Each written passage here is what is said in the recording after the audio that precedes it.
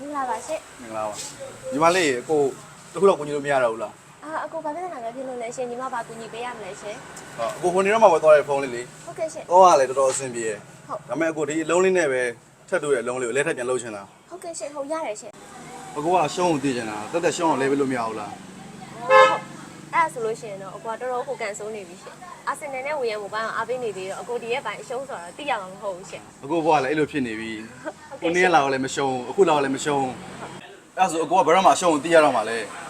ဒါနဲ့လေဟိုနေ့တော့အကိုမိုးပေးလိုက်တဲ့ညီလေးရော ဟုတ်ရှိရဲ့ရှင်ဆမ်းမြေကဆမ်းမ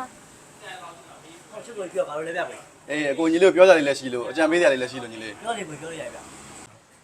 စီသူလင်းကိုလိုက်မကြည့်နဲ့ညီလေးညီလေးကိုယ်တိုင်စီသူလင်းဖြစ်သွားမယ်မှတ်ထားအစစ်နှစ်ကိုမှတ်ထားတော်ဖိုးအသွင်းတွေမှတ်ထားအစစ်နှစ်ရောက်အမတ်တရအင်ကြီးငွေမပိုလဲဝယ်ထားစကရင်ရှော့တွေတင်ထားရှိနေတော့ဝအောင်ကြည့်တာနောက်ဆိုနှောင်းလူတွေကိုချိန်ပြောရင်ပြောနေရမှာအခုကလမ်းစုပ်ပေါ်ကစိုက်ကားစုပ်တွေကြည့်ပြီးရင်ပေါ်မဲ့ချိန်မဟုတ်ဘူး